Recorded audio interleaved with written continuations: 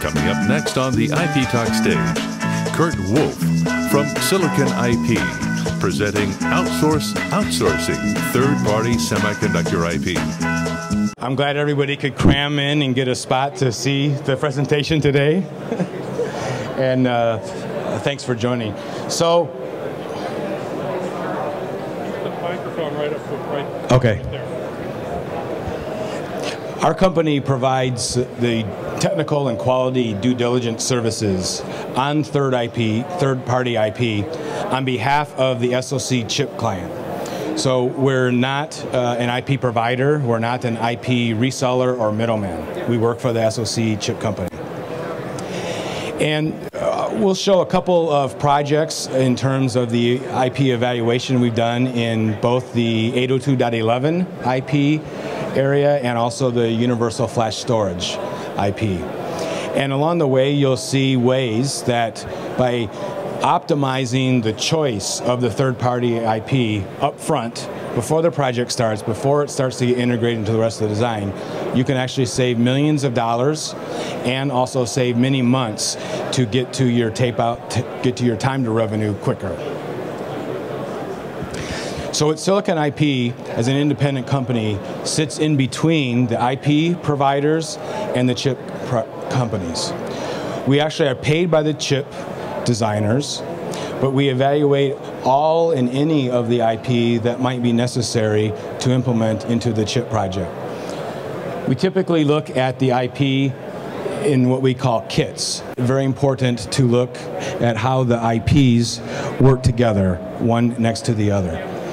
We actually do verification to make sure that all the data claims made by the IP vendor in his data sheets are supported in terms of silicon test data. We primarily focus on the IP that's delivered as GDS versus RTL. We also help our client in terms of the licensing process in doing actual license negotiation, both the terms and the commercials, but it's all work is done on the name of the chip company, not our company. So as an independent company, we don't have influence from the individual third-party IP companies. There's no financial influence or arrangement there.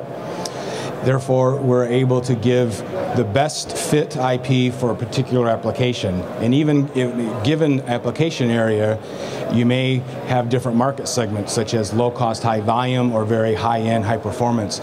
Each of those two market segments would demand a different type of IP to best optimize for that SoC chip.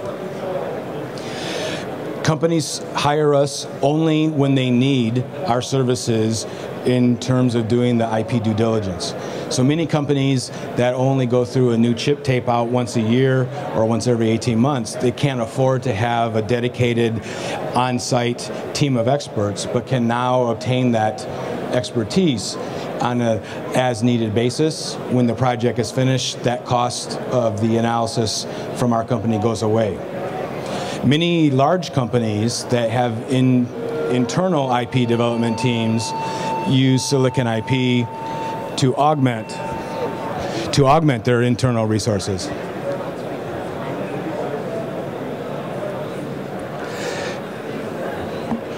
Okay?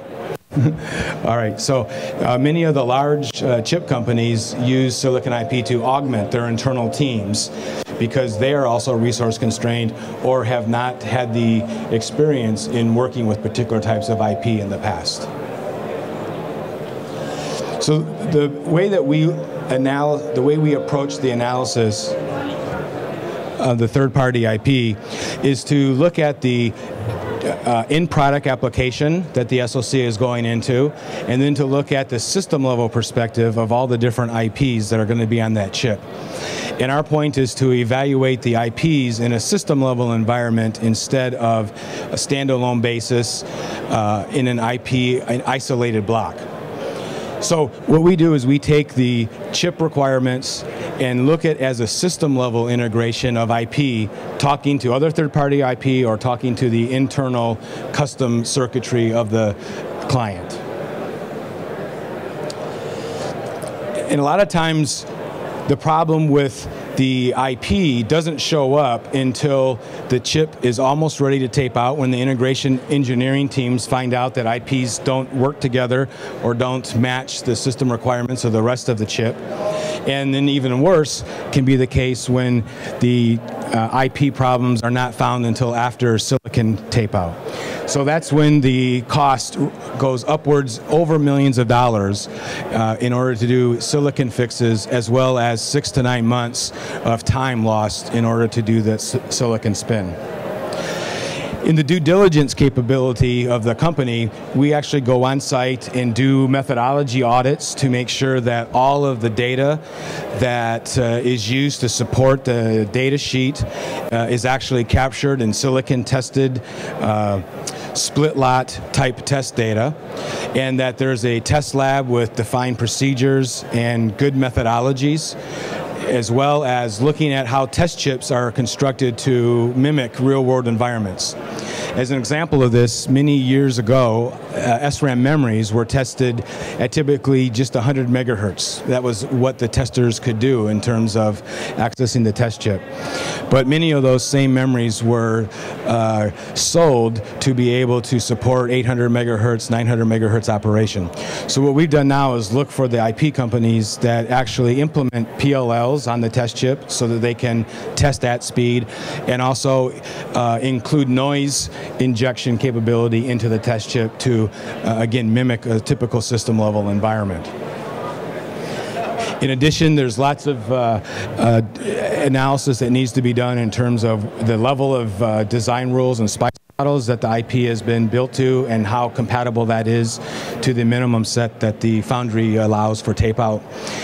And another thing that Silicon IP helps the SoC customer with is to get a feeling of how many customers have actually already used the particular IP in silicon, and what is the aggregate wafer count that has of wafers that have been produced with this particular piece of silicon. The team members comprise of a core group that are part of our methodology. That's the first listing here. And the second listing are application experts, either in the functional area or in a vertical application space.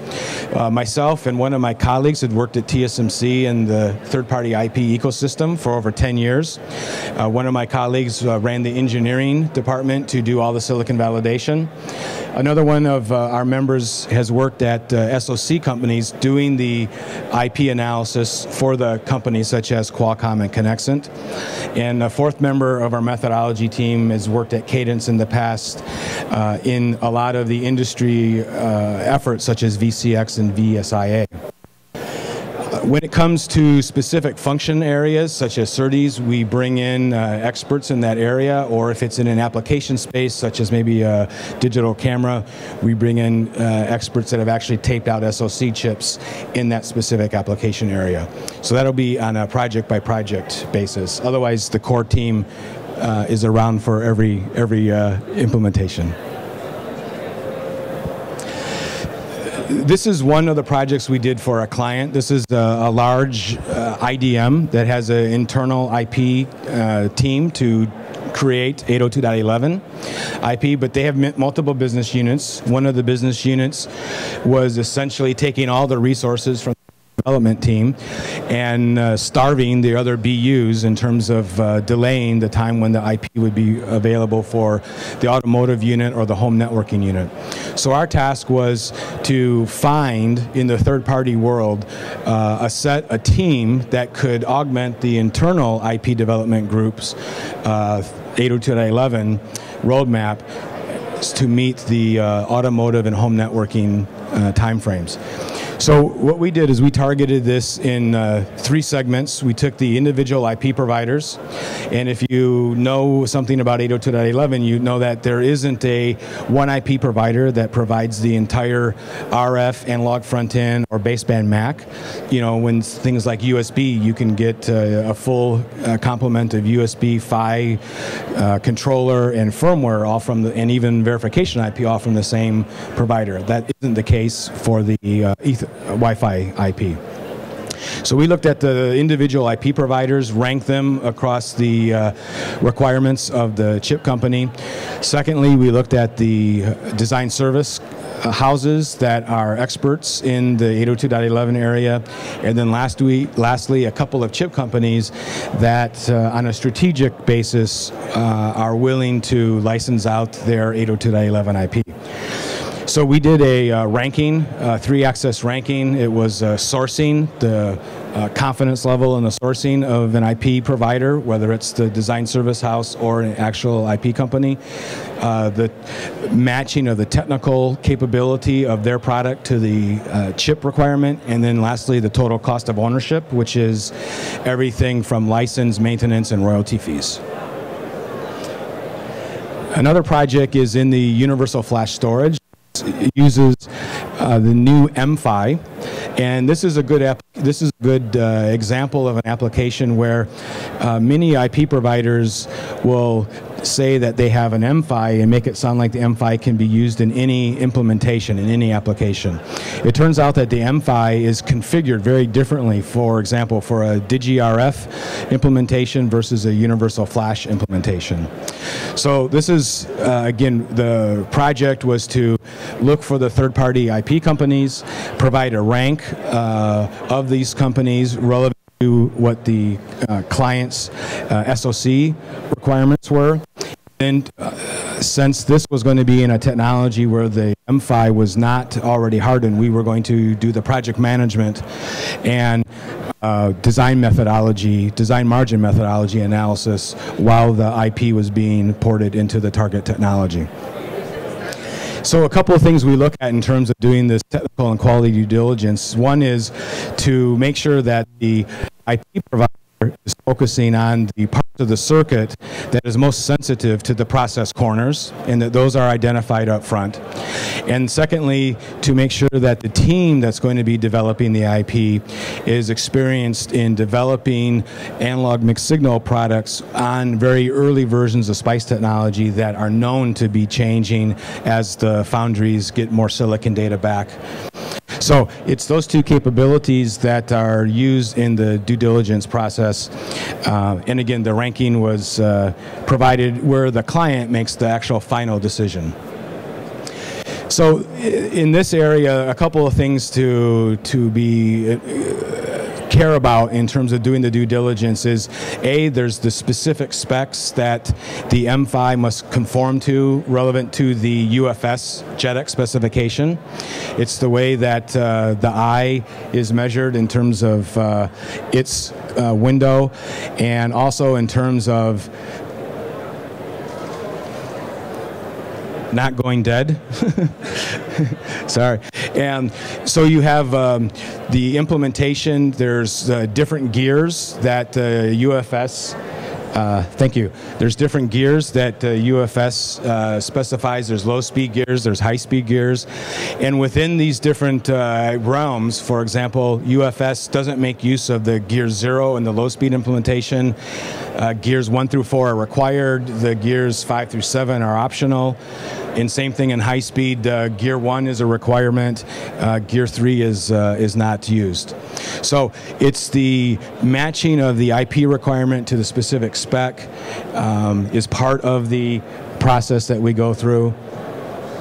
For example, looking at the power and how that the power density is measured in terms of the different active modes, whether you're an idle, standby, or active, and making sure, again, that there's silicon data, test data that backs up the data sheet claims.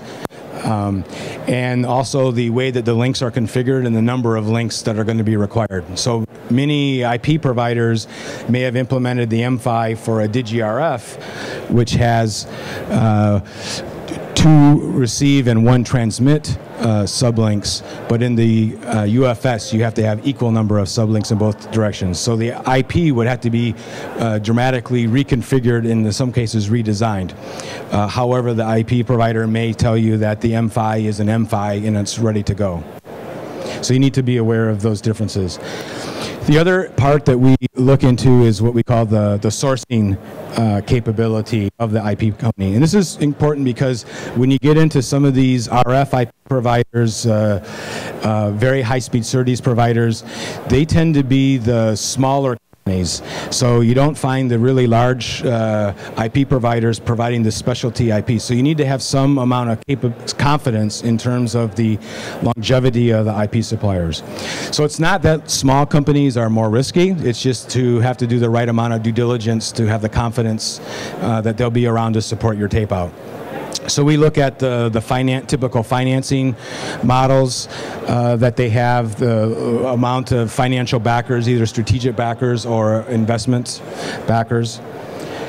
And then the number of macros. So what you're concerned with your IP team is how many macros, for example, of either DFI or MFI IPs have they created, and what's the track record with the number of licensees that have actually used those IPs in the different chips. We look at the DFM compliance, so you have the normal design rule SPICE requirements to tape out for a foundry, but you also have to make sure that the DFM approach and the DFM grading that the chip company is going to submit to the foundry is going to be supported by what the IP provider has built into their macro.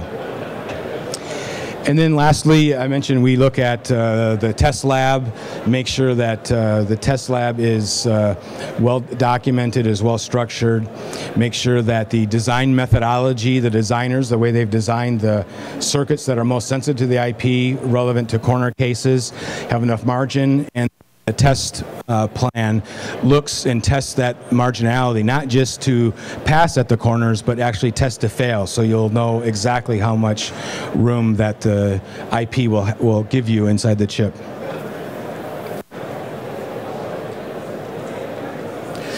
So Silicon IP as the independent company is hired on demand.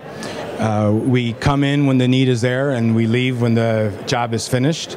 It's an expert team of people who have been doing this project work for over 10 years. And by sourcing the IP in the beginning, looking at it as a chain of IP used in a specific implementation, you're going to find ways to save millions of dollars and save a couple of months to your time to revenue. So with that, I'd like to ask if there's any comments or questions from anybody in the audience. Any questions? Is it true they can get all the information from the third-party IP provider with the So the question was, can we for sure get all the information from the third-party provider? Okay, so we work as an agent for the chip company. So that's the incentive, is that the IP provider knows that there's a paying company that's going to make a license, and we're consulting and informing the chip company on a ranking basis to make the decision. So so far, yes. And also it works out that we know most of all the IP providers and have worked with them for over 10 years. So there's that amount of a financial incentive as well as a relationship incentive. Okay, you get a hat. Herb, yes? Which foundries are you working with? It's customer, so the question was which foundries do we work with?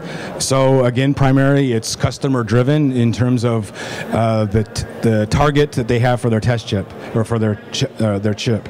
So it depends. Sometimes the company is very early on in looking at what is the kit of IP available. So you can imagine that foundry at TSMC, Dan is going to come up next and talk about their ecosystem. Typically the IP providers develop their first. So typically that kit is always available. So if you have like 10 or 11 IPs that are needed for the chip, but only 9 are available in a certain foundry, it's almost like none of the IPs were available because you can't tape out. Unless somebody can develop really quickly. So that's what we do. Anyone else want a hat? Okay, thank you, Sean.